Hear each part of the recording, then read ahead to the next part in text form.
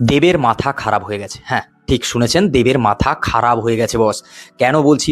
তার কারণ এরকম পর পর কে এত সুন্দর সুন্দর ব্লকবাস্টার মুভি দেয় ভাই? তার কারণ হচ্ছে প্রজাপতি 2 25শে ডিসেম্বর রিলিজ হচ্ছে। আর সব থেকে বড় কথা, বড়দিনের ছুটিতে আরও একটা ব্লকবাস্টার সিনেমা, প্রজাপতি ব্লকবাস্টার, টনিক ব্লকবাস্টার, খাদান ব্লকবাস্টার, খাদান 2 ব্লকবাস্টার। ও আসেনি এখনো, আসবে, ব্লকবাস্টারই হবে বস। ঠিক আছে, প্রধান ব্লকবাস্টার। এবার একের পর এক ব্লকবাস্টার সিনেমা দেবী তো দিচ্ছে, তো মাথা দেবেরই তো খারাপ হয়েছে। যাই হোক, জোকস আপার্ট, আসলে প্রজাপতি 2 এই সিনেমাটা আসছে 25শে ডিসেম্বর। ঠিক আছে, এবার প্রজাপতি 2 কিভাবে হচ্ছে প্রজাপতির খেলা দেখিয়েছে সেই রিভিউ নিয়ে তো আজকের এই ভিডিও কথা বলবোই। তার সঙ্গে সঙ্গে আরেকটা জিনিস বলবো, দেব, কাঞ্চন মল্লিক, খরাজ মুখার্জি, মিঠুন চক্রবর্তী, অনির্বাণ চক্রবর্তী, এই যে কম্বিনেশন, ও ইদিকা পল, এই যে কম্বিনেশন ভাই সেরা। তার সঙ্গে অভিজিৎ সেনের সিনেমা, গান মারাত্মক। হ্যাঁ, দেবের সিনেমায় গান ভালো হয়, এটা নো ডাউট বস। ঠিক আছে, তবে এই সিনেমায় একটা গান অতটা ভালো লাগেনি, কিন্তু লুক অ্যান্ড ফিল ভালো, সেটা হচ্ছে পুজোর গান যেটা হয়েছে। আর বাদ বাকি যে গানগুলো আছে বাট একেবারে পুরো মন ছুঁয়ে যাওয়ার মতো। আর তার ওপরে যদি আমি এই সিনেমায় সবার কমেডির টাইমিং যদি বলি, ওয়াও, কমেডি টাইমিং মারাত্মক। আর এখানে অভিনয় নিয়ে কোনো কথা হবে না, কারণ দেব এখন অভিনয়ের একটা অনেকটা উপরে উঠে গেছে।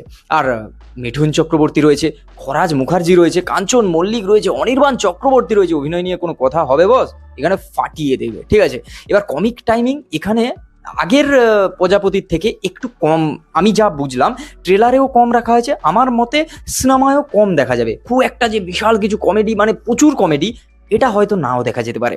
তার কারণ হচ্ছে এখানে ইমোশনাল এই দিকটা বেশি করে দেখানো হয়েছে। এখানে প্রথমে যখন টিজার আসে তখন ভেবেছিলাম এই সিনেমাটা বাবা আর মেয়ের হতে চলেছে। একজন বাবা তার মেয়েকে একা মানুষ করছে, তার মা নেই। ইদিকা পাল যে হচ্ছে তার ক্যারেক্টারটা, আমার মনে হয় এই সিনেমায় মারা যাবে বা নেই, মোটামুটি একা মানুষ করতে হচ্ছে দেবকে। তো সেই বিষয়টা নিয়ে হয়তো সিনেমাটা তার ওপর দাঁড়িয়ে থাকবে, কিন্তু নয়। ট্রেলারে একটা জিনিস, অনেক কিছু আছে যেটা টিজারে দেখায়নি, যেটা ট্রেলারে অনেকটাই গল্প রিভিল করেছে। সেটা কিরকম? সেটা হচ্ছে এই ইদিকা পাল ক্যারেক্টারটা নেই, একা মানুষ করছে, বাবা মেয়ে এই পর্যন্ত তো টিজারে ছিল। এবার এখানে যে তার রেস্টুরেন্টটা আসছে, সে যে একটা শেফ, হেড শেফ অনির্বাণ চক্রবর্তীর আন্ডারে কাজ করে, সেখানে একটা গড়বড় দেখা দিচ্ছে, এই জিনিসটা একটা রয়েছে। এখানে একটা সিনে দেখানো হচ্ছে যে মধ্যবিত্ত ফ্যামিলির বাবা, সে হচ্ছে ছেলেকে হেল্প করার জন্যে কোথাও গিয়ে অনির্বাণ চক্রবর্তী যে হেড শেফের ক্যারেক্টারটাকে কোথাও গিয়ে কাট করে দিয়েছে, মানে ধরো হচ্ছে চাকরি থেকে বের করে দিয়েছে, এরকম কিছু একটা হবে, যেটা দেবের হাত থেকে হয়তো রেস্টুরেন্টটা থাকবে না, সেটা চলে যাবে। তখন সে হচ্ছে বাইরে একটা কোনো কিছু কাজ করতে চাইবে, যেখানে হচ্ছে টাকার হয়তো শর্টেজ পড়বে বা অভাব পড়বে, যার কারণে মিঠুন চক্রবর্তীর ক্যারেক্টারটা ইন্ডিয়া থেকে এখানে তার মানে চলতি ফিরতি একটা, মানে একেবারে চলছে এরকম র্যান্ডামলি একটা রেস্টুরেন্টকে বন্ধ করে বিক্রি করে সে হয়তো টাকা নিয়ে গিয়ে ছেলেকে সাহায্য করবে লন্ডনে। আর পরবর্তীকালে যখন হচ্ছে হয়তো একটা জায়গায় পৌঁছাবে সেই রেস্টুরেন্টটা, যখন সেই জিনিসটা ব্যবসা করবে, বড় হবে আরও, তখন হয়তো কোথাও গিয়ে বাবা আর ছেলের, মানে দেব আর মিঠুন চক্রবর্তীর মতের মিল হবে না।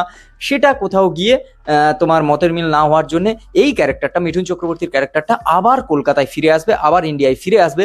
এই গল্পটা এইভাবে যাবে। আর পরবর্তীকালে তারপরে যখন রিয়েলাইজ করবে, যেখানে হচ্ছে এখানে পরাণ বন্দ্যোপাধ্যায়ের ডায়লগ রয়েছে যে বাবা মার থাকা খুব জরুরি, বা বাবা মায়ের নিয়ে যে ডায়লগগুলো রয়েছে, সেটা হচ্ছে এটা ডিফাইন করছে যে কোথাও গিয়ে মিঠুন চক্রবর্তী বুঝতে পেরে এই ক্যারেক্টারটা আবার ফিরবে তার বাবা যেখানে ছিল। তারপর সেখানে যখন বুঝতে পারবে যে তার বাবা সেই রেস্টুরেন্ট সব কিছু বন্ধ করে দিয়ে তাকে টাকা দিয়েছিল, সেই ব্যাপারটা যখন বুঝতে পারবে, তখন গিয়ে যে একটা ডায়লগ আসছে, দুজন বসে এক জায়গায় বাবা আর ছেলে, একটা ডায়লগ আসছে যে শুধু টাকা বা শুধু এরকম কিছুতে হচ্ছে সংসার চলে না মধ্যবিত্তদের, বা জীবন চলে না, যেখানে আবেগটা কাজ করে। মধ্যবিত্তদের আবেগের একটা বিশাল দাম রয়েছে।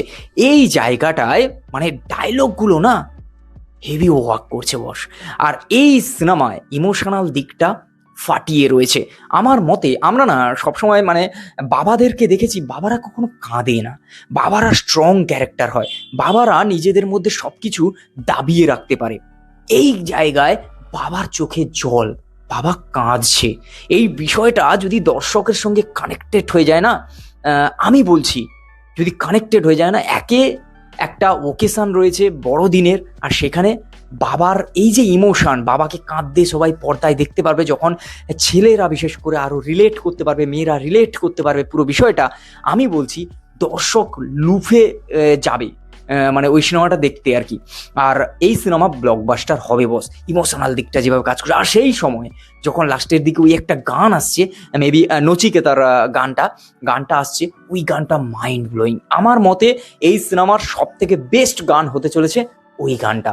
আর দেব আর মিঠুনের কম্বিনেশন, আরে দাঁড়ে খোরাজ মুখার্জি কাঞ্চন মল্লিকের কম্বিনেশন, অপরাজিতা আড্ডো, যার কথা আমি বললামই না, অপরাজিতা আড্ডো ভাই মাইন্ড ব্লোয়িং, তার যে ক্যারেক্টারটা কাজ করেছে এখানে না, মানে এক সে বারকার এক, নিজের জায়গায় ধরে রাখার মতো, এস্টাবলিশড করার মতো এরকম হচ্ছে ক্যারেক্টার রয়েছে।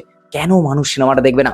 মানে আগে সিনেমা হতো যেরকম উইন্ডোজ প্রোডাকশন বলুন বা আশেপাশে যত যারা ফ্যামিলি নিয়ে একটা ঘরের মধ্যে সিনেমা বানিয়ে দিত, দেব এই বিষয়টা, এই জোনটায় ঢুকে সেটা গিয়ে কোথাও একটা কমার্শিয়াল দিকে নিয়ে গিয়ে সেটা কোথাও গিয়ে একটা বড় করে দেখিয়ে, এই লন্ডনে শ্যুট করতে যাওয়া, এই যে লুক অ্যান্ড ফিলটাকে সিনেমেটিক ওয়েতে এত বড় করে দেখানো, সেটা কোথাও গিয়ে না একটু এখতিয়ারের বাইরে গিয়ে জিনিসটাকে ফুটিয়ে তুলেছে, যেটা কমার্শিয়াল ওয়েতে নিয়ে এসে সেই জায়গাটাকে আরো বৃহত্তর করেছে, যেটা বেশ ভালো লাগছে এই সিনেমায়।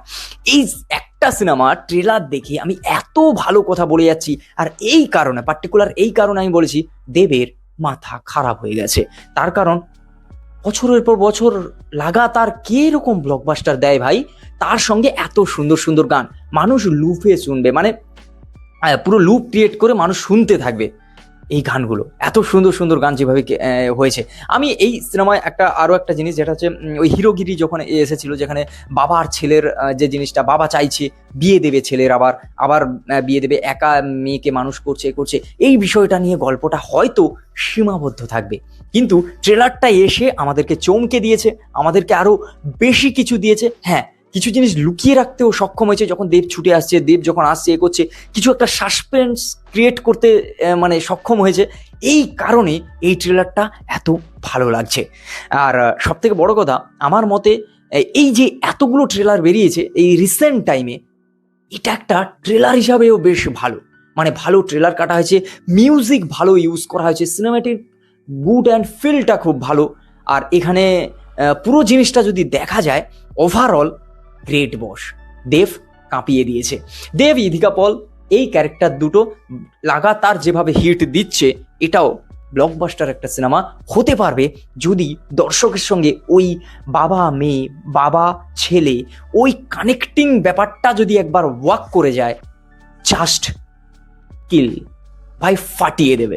এবার দেখার যে সিনেমা হলে এই সিনেমা কিভাবে কাজ করে, কিভাবে ওয়ার্ক করে, কিভাবে সবার মন জয় করে, সেটা তো আমি দেখছি, তোমরাও নিশ্চয়ই দেখছো। তো কমেন্ট করে জানাও কোন পার্টটা ভালো লেগেছে, বা এই ট্রেলারটা দেখে তুমি কি কি জিনিস হচ্ছে মানে দেখেছো, যেগুলো হচ্ছে আমি টাচ করিনি, আমি বলিনি, সেই সব জিনিস নিয়ে অবশ্যই কমেন্ট বক্সে জানাও।